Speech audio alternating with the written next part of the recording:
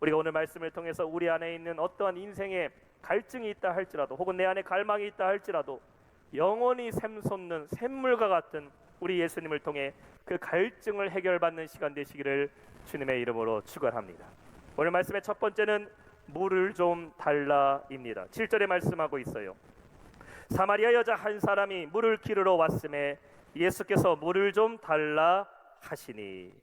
자, 오늘 예수님께서는 사마리아 지역에 있는 수가라는 동네에 들어가시게 됩니다.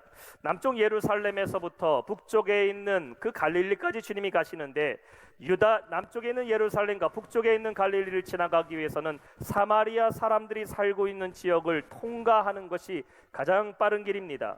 근데 그 당시에 유대인들은 사마리아 사람들을 어떻게 여겼습니까? 부정적인 사람들이라고 생각을 했습니다. 사마리아 사람들과 같이 대화를 한다던가 그들과 마주치는 것을 싫어했고, 심지어 사마리아 사람들이 살고 있는 그 땅에 들어가는 것조차도 부정하게 여겼기 때문에 직선거리로 바로 올라갈 수 있는 그 갈릴리를 동쪽에 있는 여리고를 돌아서 올라가는 것이 일반적인 유대인들의 코스였습니다.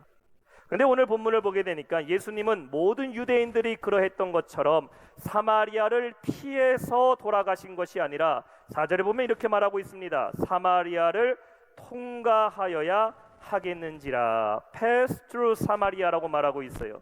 사마리아 지역을 통과해서 주님은 갈릴리로 가시게 됩니다. 예수님을 따라가는 제자들은 왜 예수님이 사마리아 지역을 지나가시는지 알 수는 없었지만 주님이 가시는 그 길이기 때문에 어쩔 수 없이 지금 따라가고 있습니다. 근데 속으로는 어떤 생각을 했을까요? 유대인이었던 예수님의 제자들은 어떻게 해서든지 이 사마리아 지역을 속히 벗어나야겠다라는 생각만 하고 있었을 것입니다. 그렇게 한참을 사마리아 지역을 통과하시던 예수님께서는 6절에 보면은 말하고 있습니다. 예수께서 길 가시다 피곤하여 우물 곁에 그대로 앉으시니. 예수님이 수가라는 동네에 들어가셔서 우물가에 앉게 되십니다. 우리나라도 그렇고 옛날에 보면요, 마을마다 뭐가 있었습니까? 우물이라는 것이 있었어요. 그리고 이 마을의 우물은 무엇을 의미하는 것입니까? 단순히 사람들에게 물을 공급하는 장소가 아닙니다. 목자들은 우물로 와서 자신들이 이끌던 모든 양떼와 염소떼들을 우물가로 데려와서 그 양들에게 물을 먹였습니다. 여인네들은 우물가에 모여서 지금까지 밀렸던 빨래들 가져와서 빨래를 씻으면서 우물가에 앉아서 서로 이야기를 나누기도 하고, 오늘 저녁에 지을 음식을 만들기 위해서 우물가에 와서 우물을 떠가기도 했습니다.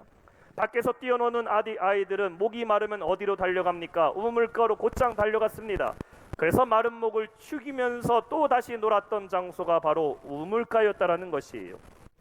그 동네에 요즘 말로 말하면 가장 핫플레이스면서 또 모든 동네 사람들에게는 안 될 가장 중요한 장소가 바로 우물가였다라는 것입니다. 한 동네에 살면서 하루에 몇 번이고나 들락날락하면서 사람들이 왕래가 가장 많은 곳이 바로 우물가입니다. 동네가 다 사라져버리고 사람들은 이사가고 없어진다 할지라도 이 우물만큼은 대대로 지키고 보존해야 됐기 때문에 오늘 수가성에 있는 이 우물도 별명이 있었는데, 언제부터 대대로 내려져 왔다? 저 야곱에로부터 대대로 내려왔던 우물이라 하여 야곱의 우물이라고 이름졌습니다. 야곱 시대부터 예수님 시대까지 2000년의 시간이에요. 다시 말해서 2000년 동안이나 지켜 내려왔던 수가성의 우물가에 지금 예수님께서 앉아 계신다라는 것입니다.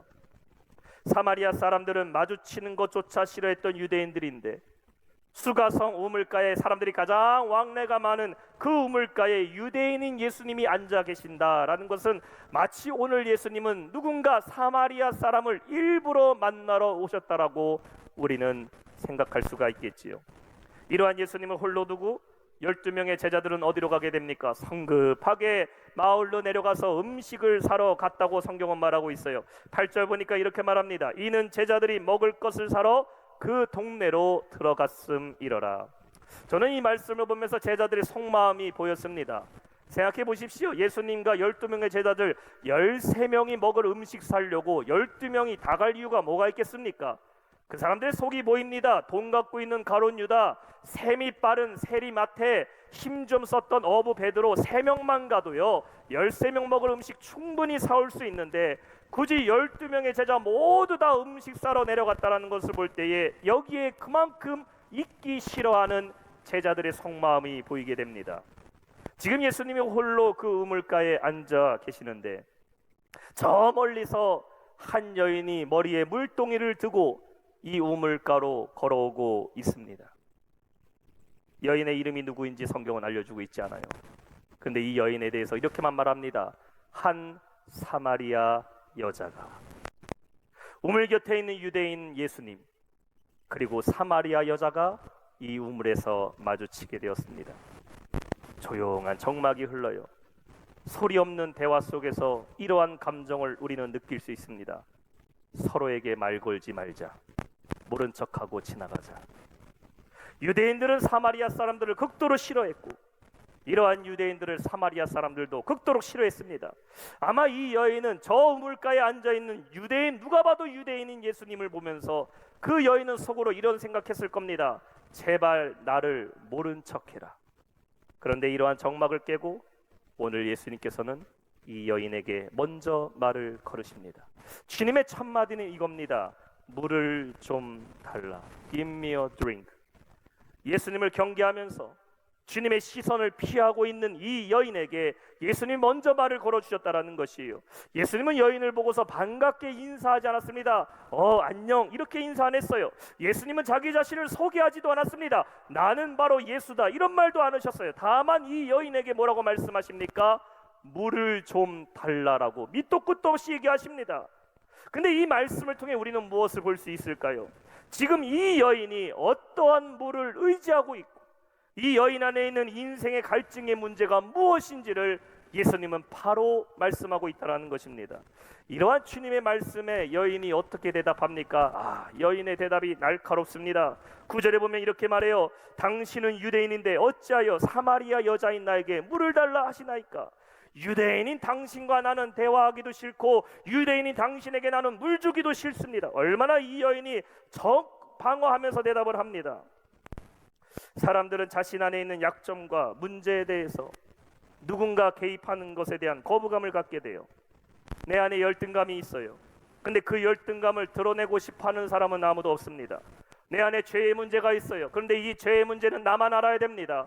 다른 사람들이 아는 것을 원치 않아요. 내 안에 약점이 있어요. 과거의 상처가 있어요. 그러나 이 상처는 내가 갖고 가는 겁니다. 옆에 사람에게 보여주고 싶지 않아요. 마치 아담과 하와가 선악과를 먹은 뒤에 가장 먼저 했던 반응이 뭡니까? 그들을 부르시는 하나님의 낯을 피해 숨어버렸던 것처럼 우리는 부끄러운 죄와 약점을 스스로 감추고 싶어 합니다. 그러나 여러분, 주님은 우리의 모든 약점을 다 알고 계심을 믿으시기 바랍니다. 예수님은 그 문제를 드러내기를 원하신다라는 것이에요. 사람에게 드러내는 것이 아니라 주님은 주님께 우리가 드러내고 고백하기를 원하신다라는 것이에요. 왜 그럴까요? 예수님께 우리의 약점을 말하면 주님께서 그것 때문에 책망하시려고? 우리 주님께 나의 약함을 말하면 주님께서 우리에게 뭐라고 말씀하실까? 아닙니다. 우리 예수님은 우리의 약점을 들으시고 그것을 고치시고 치유하시고 회복하시는 분이심을 믿으시기 바랍니다.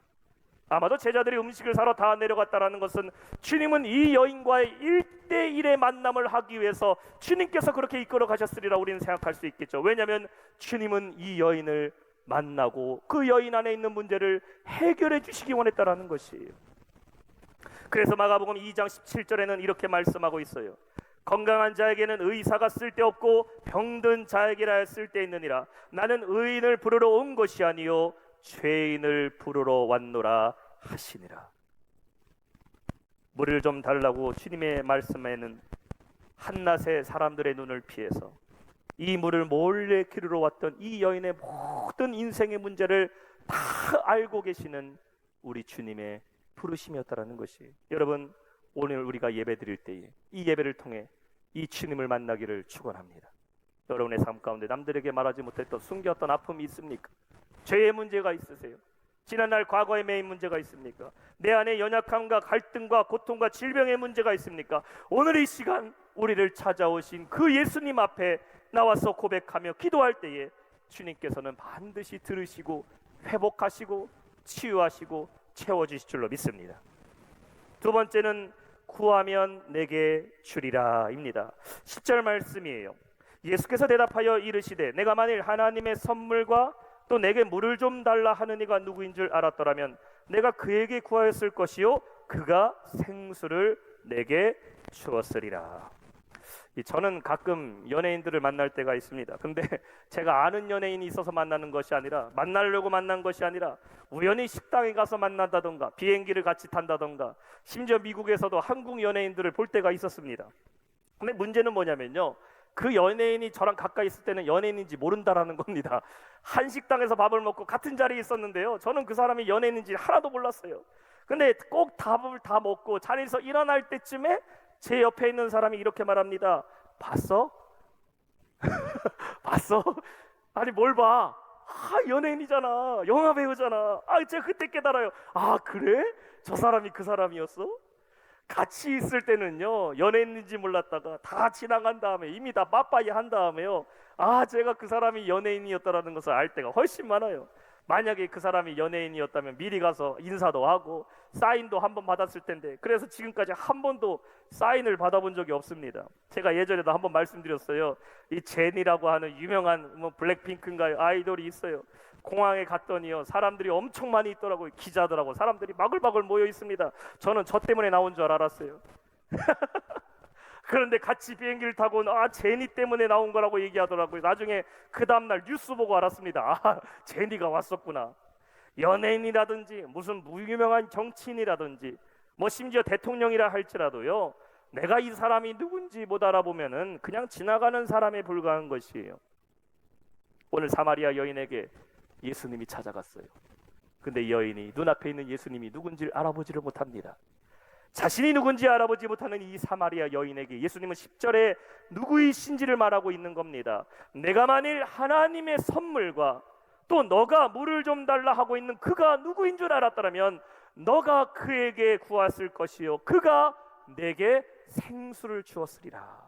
예수님은 자신을 누구라고 말씀합니까? 하나님의 선물이다라고 말하고 있어요. The gift of God, 하나님의 선물. 주님은 스스로를 하나님의 선물이다라고 말씀하고 있어요.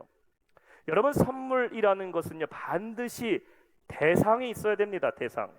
사탕 하나, 초콜릿 하나 산다고 하더라도요, 이거 내가 먹으려고 사는 초콜릿은 선물이 아닙니다. 그냥 한번 먹고 끝내면 돼요. 근데 내가 이 초콜릿을 누군가를 위해서 산다면 그때부터 이거는 뭐가 됩니까? 선물이 됩니다. 같은 값이에요. 3,000원짜리, 2,000원짜리 내가 초콜릿 먹었다 할지라도 내가 먹는 초콜릿과 똑같은 3,000원짜리라도 누구에게 주려고 선물로 산 초콜릿은요, 그거를 받는 사람은 금액을 떠나서 내가 선물 받았다라는 것 때문에 이 초콜릿 먹으니 더 달콤하게 느껴지고 선물 받는 순간부터 기분이 좋아지는 겁니다. 왜냐하면 선물이라는 것은 이것의 가치의 정도를 넘어서서 대상을 줄 때에, 누군가에게 주는 선물이 될 때에 의미가 담겨진다라는 것이에요. 예수님이 하나님의 선물이다라고 말하고 있는 것은 대상을 얘기하고 있는 것이죠. 그러면 하나님의 선물을 받을 대상이 누구입니까? 유대인들을 말하는 겁니까? 한 민족을 말하는 겁니까? 아닙니다. 지금 예수님이 사마리아 여인에게 말하고 있어요. 유대인들에게만 하나님의 선물이 아니라 너희 이방인들에게도, 사마리아인들에게도 하나님께서는 선물로 누굴 줬다? 메시아 예수 그리스도를 주셨다라는 것입니다. 그래서 에베소 2장 8절에 말씀하고 있어요. 너희는 그 은혜로 인하여 믿음으로 말미암아 구원을 받았으니 이것이 너희에게 난 것이 아니요, 뭐라고 말씀합니까? The gift of God, 하나님의 선물이라. 사마리아 여인은 유대인인 예수님이 왜 나에게 말을 거는지에 대해서 반문했습니다. 당신이 유대인인데 왜 나에게 말을 겁니까? 당신 같은 유대인들이 왜 나 같은 사마리아인들을 신경 쓰고 있습니까? 그런데 예수님 말씀하고 있는 거예요. 하나님의 선물이 나다. 그리고 이 선물은 유대인들에게만 준 것이 아니라 사마리아 여인에게도 하나님의 선물을 받을 수 있는 자격과 조건이 주어지는 은혜라는 것을 말씀하고 있는 겁니다. 여러분, 저와 여러분은 하나님의 선물을 받은 사람들임을 믿으시기 바랍니다. 명절이 된다던가 생일이 되면은 백화점이나 무슨 카드 회사에서 선물을 줄 때가 있어요. 문자로 보내주기도 하고, 기프트콘을 줄 때도 하고, 온라인이나 어플리케이션에서 당신을 위해서, 손님을 위해서, 고객을 위해서 특별한 선물을 준비했다고. 우리나라는 하도 이런 보이스피싱이 많아서요, 누가 공짜로 준다고 하면 일단 한번 의심해 봐야 될 필요는 있습니다. 그런데 때로는 이렇게 선물을 줘도요, 못 알아먹고 그 쿠폰이나 선물을 못 쓸 때도 있습니다. 언젠가 저희 어머니 핸드폰에 문제가 생겨서 제가 핸드폰을 고쳐드리기 위해서 이렇게 만져본 적이 있어요. 문자를 이렇게 보다 보니까요, 문자 중에 기프티콘이라는 것이 있더라고요. 기프티콘. 바코드가 찍혀있는 백화점 상품권입니다. 금액이 한 5만 원 정도 된 것 같아요.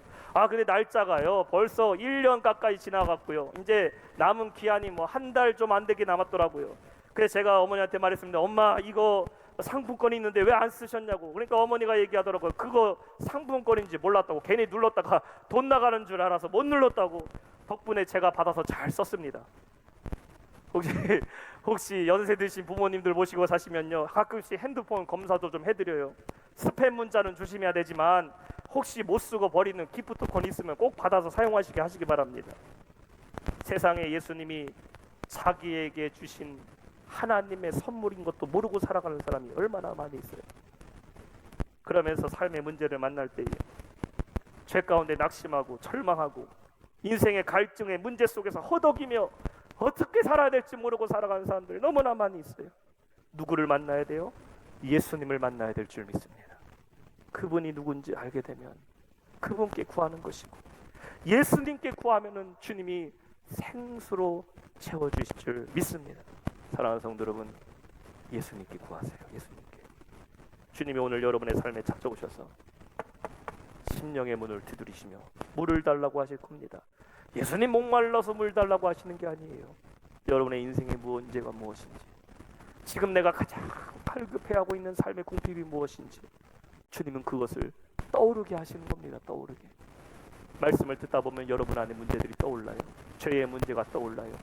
하나님, 내 삶에 궁핍의 문제가 있어요. 환경에 어려움이 있어요. 소망이 있어요. 떠오르게 하셔요. 떠오르게 하셔요. 왜 떠오르시게 하실까? 떠올라서 주님께 구하라는 거예요. 기도하라는 겁니다. 기도하라고. 낙심하고 절망하고 있지 말고 주님께 그 문제 해결해 달라고. 예수님을 내가 아니 주님께 해결해 달라고 하면 반드시 주님께서 채우시고 응답하심을 믿으시기 바랍니다. 그리고 아직 예수님을 자신이 보내신 하나님의 선물이라는 것을 모르고 살아가는 사람들에게 당신을 위한 선물이 있다고, 기프트가 있다고 여러분 알려주셔야 돼요. 알려주셔야 돼요. 여기에 살 길이 있다고, 여기에 인생의 갈증을 해결할 수 있는 방법이 있다고, 전해야 될 사명이 있음을 기억하면 하나님의 선물인 예수님을 받고 또 그 선물을 전하며 살아가는 우리 모든 성도 되시기를 주님의 이름으로 축원합니다. 마지막 세 번째, 영원히 목마르지 않는 샘물입니다. 14절 말씀입니다. 내가 주는 물을 마시는 자는 영원히 목마르지 아니하리니 내가 주는 물은 그 속에서 영생하도록 솟아나는 샘물이 되리라. 우물과 샘물의 차이가 무엇일까요? 사전적 의미로 보게 되면 우물은 물을 깃기 위하여 땅을 파고 고여 놓은 물이 우물이라고 합니다. 샘물은 물이 땅에서 솟아나는 것을 샘물이라고 말해요. 그래서 옛날에 샘물은 언제 썼느냐? 샘물은 주로 드링킹 워터, 마시기를 위해서 사용했습니다.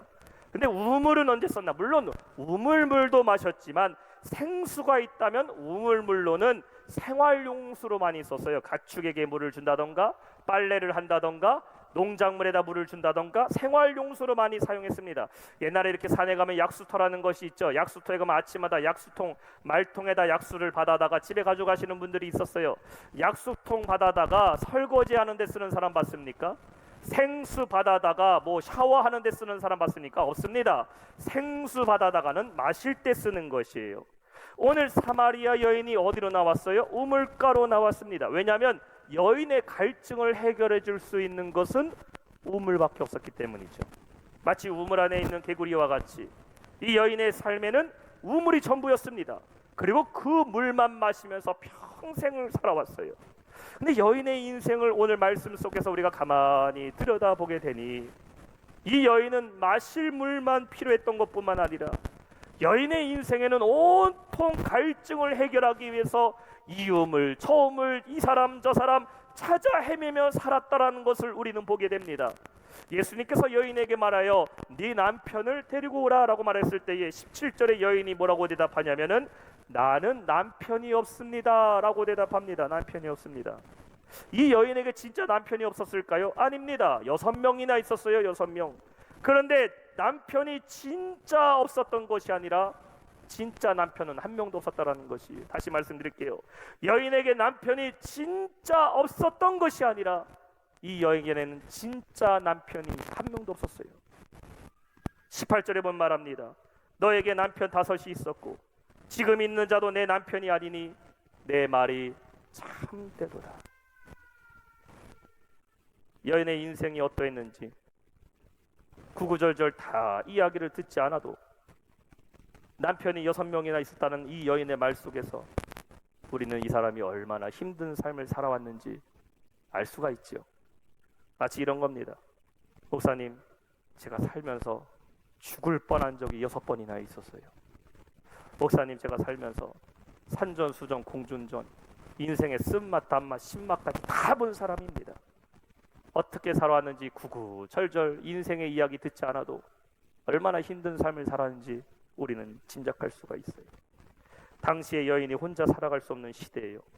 반드시 남편이 있어야 생계를 유지합니다. 근데 그 당시에 남편이 이혼 증서 하나만 써주면 언제든지 버림받는 것이 여인들의 삶이었어요. 5명에게 버림받았어요.